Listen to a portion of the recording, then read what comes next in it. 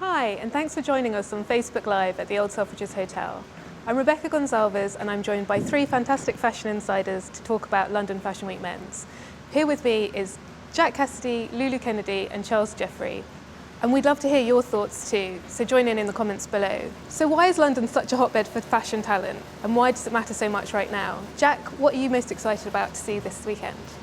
This weekend, I'm just really looking forward for London to continue delivering, non-stop creativity, for it to be a really dynamic schedule full of unexpected moments. Really, I think London's just great at that. It's always such a creative schedule, and each designer is always so different to the one that shows before them. So I think just keeping up the creativity and the excitement, really. Talking about how great London fashion designers are, let's have a quick look at some of the highlights from the spring-summer collections that are dropping into store now. So here we've got J.W. Anderson, Christopher Shannon, Christopher Rayburn, Wales Bonner, Craig Green, and Astrid Anderson.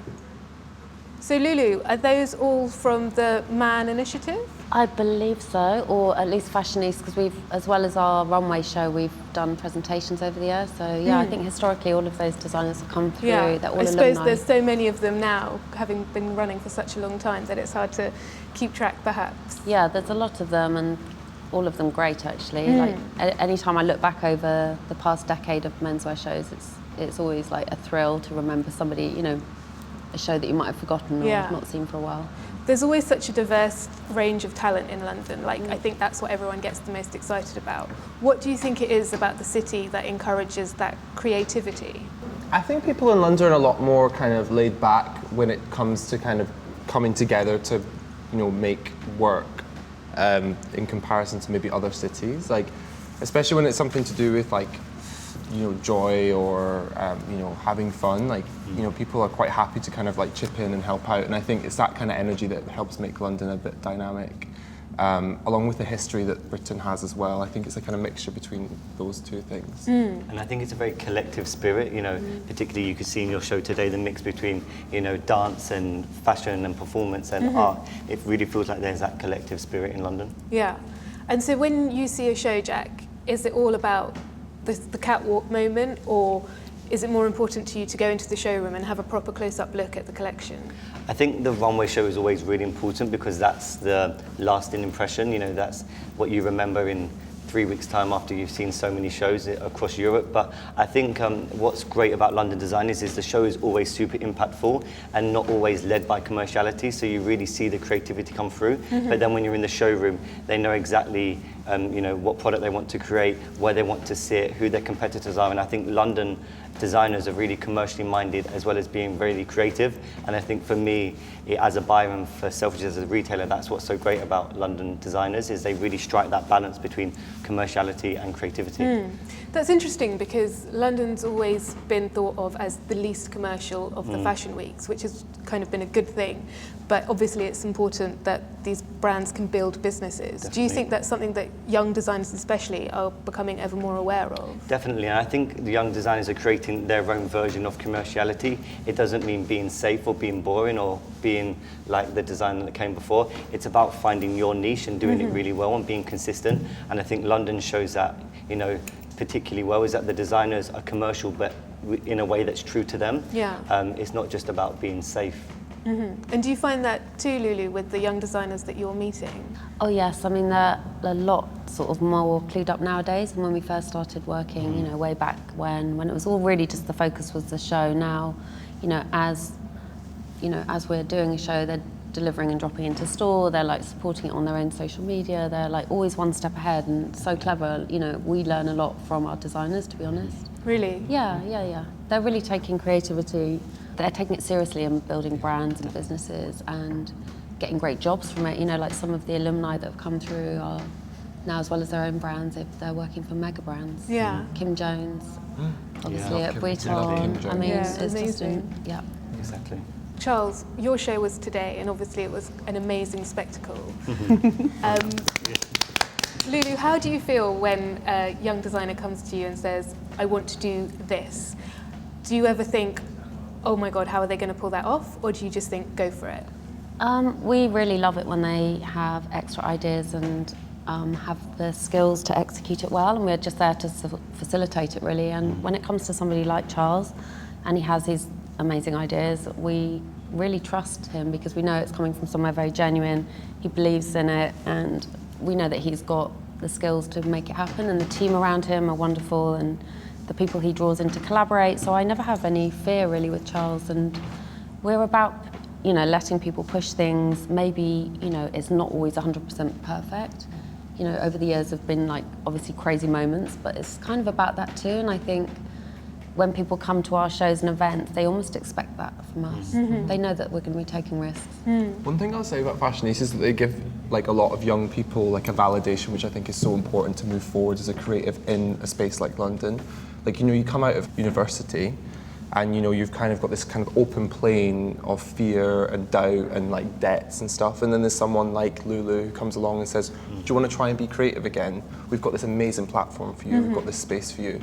And, you know, it's having that validation that really helps you soar. And I think that's the beautiful thing about Fashionista, and with the support of Man, you know, giving people this validation. I think that's one thing that London offers that not a lot of other cities, a lot of other cities are looking at London in order to get that. Yeah, so I, you know, I wouldn't be doing what I would be doing now if it wasn't for Lulu sitting at my desk at the MA being like, are you sure you want to do this? And being like, oh, okay, let's give it a try, you know? Like, it's really, honestly, it's a really, really great thing. And I think that's one of the reasons why I think London stands out as being one of these kind of areas that like allow for young people with like really amazing ideas that maybe are not affected by commerciality. And it kind of helps, like, you know, you can be creative within a commercial setting as well. Definitely. You know, like, okay, I've got like 5 t-shirts that I have to design in order to hit, like, you know, my money, like my cash flow. Okay, so this is a moment I can only do it in this shape because I know this shape works. Okay, well, let's like think about a print that works within this shape. You know, you can be creative within these rules that you kind of set for yourself. And I think, you know, creativity is one of these kind of like viruses that can kind of adapt to any sort of situation. So, yeah. Mutating, yeah. Mutating, but then the London fashion scene is an example of that because it's changed so much. Even in the short time that we've had some dedicated menswear time, it's now grown to 4 days, and like the schedule is full of amazing names and really exciting talents. Jack, what do you most look forward to for the whole weekend? It's hard to say. I mean, I think it just goes back to what I said earlier. It's just about constantly maintaining that pace, and I think London really has that. Whereas in Paris or Milan, maybe you feel like it's expected some of the things you do. Whereas in London, every show is just so different. So that's what I'm looking forward to. And you know, it's great that we've got the Man shows in the old Selfridges hotel this season, which is fantastic. Yeah. And just continuing to see more interesting things. And so when we're talking about interesting things, we can't not talk about your show today, Charles. We've got a little clip of it, and I just wondered if you would mind talking us through the process behind it. Yeah, sure. So this season it was all about kind of escaping into full fantasy, as it were. It was kind of a reaction to, or kind of, we were inspired by that documentary, Hypernormalization. It's about kind of not really, you know, there's so much things going on in the world which, you know, we don't believe, like we don't believe politicians, we don't believe the media, and it was like, okay, well, if we have this kind of playing ground now, like why not just escape into full fantasy with this fashion show? So alongside showing our proposed menswear silhouettes for the season, we wanted to also add this other kind of element to it too, which was this, you know, this clay dancers, these deities which punctuated each chapter to the show, and I think it was just kind of about bringing this sort of melodrama to fashion again. I think it's so important to kind of bring that in because it helps people dream, and with dreams you can really kind of get a positive energy which helps battle against a lot of work that you have to do. So yeah. And so the whole fantasy of fashion in London is all about identity, I think. Do you think it's fair to say that? And perhaps we've got a more diverse group of people who are sharing different identities with us. I think there's a really interesting conversation about gender at the moment, and a lot of brands are doing menswear alongside women's wear. And Charles, like even in your show today, you had guys in stacked heels, which looked amazing. And you have them on as well. Do you think that the gender fluidity of fashion is here to stay? Well, I think it's always been here. I think there's just a certain spotlight on it just now, which I think is really good because it's really good for certain communities like, you know, LGBTQ, you know, it's helping with like human rights in those areas, and I think I commend that. But I don't think it's this kind of brand new, shocking thing. I think it's been going for ages. I mean, these stack tails have been going since like the 1800s, you know, like, and then it's got like a refresh in the 70s, and it's a refresh now. But I think it's fantastic. I think it's a really good way to celebrate, you know, different ways of viewing things. I mean, clothing is, you know, it's clothing itself is fluid. You know, you can have a jacket a certain length and it's maybe more feminine. If you cut it up a bit more boxy, it's more masculine. You know, there's so many ways that you can work around, and I think if there's a kind of spotlight on that, it kind of helps people see that it's not just about like a shirt, a jacket, a pair of trousers. It's like, okay, we've got like a long jacket, we've got a trouser skirt, we've got like blah, blah, blah. I think, yeah, it's helping people kind of think a bit more, I think. And so it was your last show in the Man stable. I know. It goes so fast. It's like leaving school again. Like it's like it was a different form. Like, you know, you go to high school, foundation, BA, MA, fashioniste, and now I'm kind of like, okay. He's off to, you I know. do great things. I'm moving out of house now. It must always be a kind of bittersweet moment for you, Lulu, because you're seeing these designers grow so much, but it means you get the chance to meet someone new and bring someone else out into the fold. Yeah, I mean, the best feeling is knowing that somebody who's come through our support, you know, scheme has done so well and has just completely, you know, got lift off, and that's true of many of the designers that come through. And of course, it's a great feeling knowing that, oh, phew, they're fine. You know, look at them go, they're going. Yeah. But yeah, there's always loads more work to be done. It's not like we sit here going, oh, great. You know? No, I mean, we're straight back on it, and you know, there's always so much more I think the industry as a whole could do to support young designers. Yeah. And so, since you started Man in 2005, there's obviously been some amazing moments and highlights. We've got a small video to watch. Would you mind talking us through? Yeah, of course. So this whole project originated and wouldn't be here without me talking to Top Man, who were immediately receptive to my idea of let's do a menswear event. At the time, it was just an event with their Top Man design and some young designers, and luckily it just was well received immediately. It was like crazy the first show, could barely get into our own show, and it's just really taken off, and Top Man have continued to support all this time, and from there all these great names have launched, and they've gone on to, you know, further support from Top Man and then the BFC, and now, you know, these brands are all just part of this whole big menswear week, which started as one show, one little idea, but a load of great talent, so it just shows what can happen. Yeah. Are there any key moments that stand out over the last 10 years? So many. I bet. So many.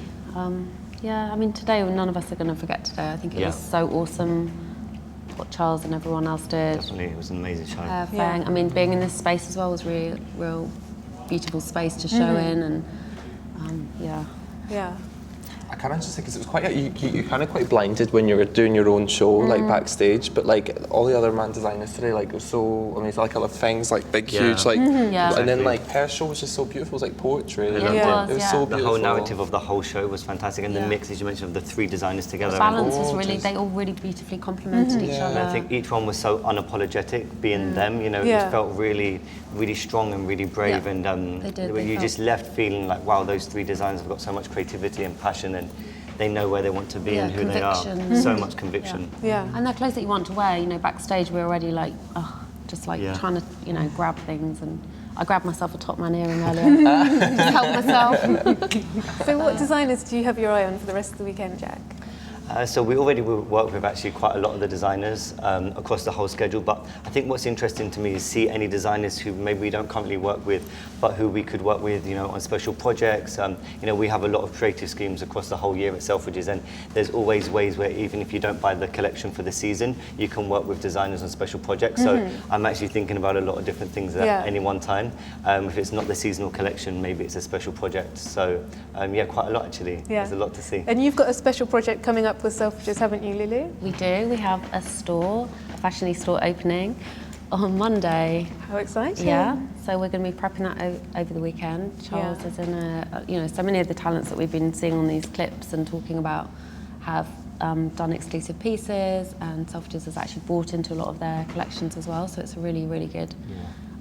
It's going to be a great kind of array of delights to see in store. Yeah, very And Charles, excited. what excites you about the future? I think, I don't know, because of being able to have this sort of platform to do what we're doing, it's opened so many doors now. I mean, I love working on set, I love shooting, I love styling, I love working with photographers. We've got a lot of amazing projects lined up going forward. And I'm excited to do more shows. I don't know, I'm in a really good place. There's lots of people that are wanting to work, and I'm just in a moment where I'm just happy to give and receive and give and receive. So yeah, I'm excited for the year coming about. Amazing. Yeah. Well, I think we can all agree that London Fashion Week Men's is only ever going to get bigger and better and more exciting. So thank you so much for joining us this evening, and thank you to my panellists, Charles Jeffery, Lulu Kennedy and Jack Cassidy. Thank you. For more on London Fashion Week Men's, visit selfridges.com and visit us on the Selfridges Instagram and Snapchat accounts. Good night and thank you. Thank you. Thank you.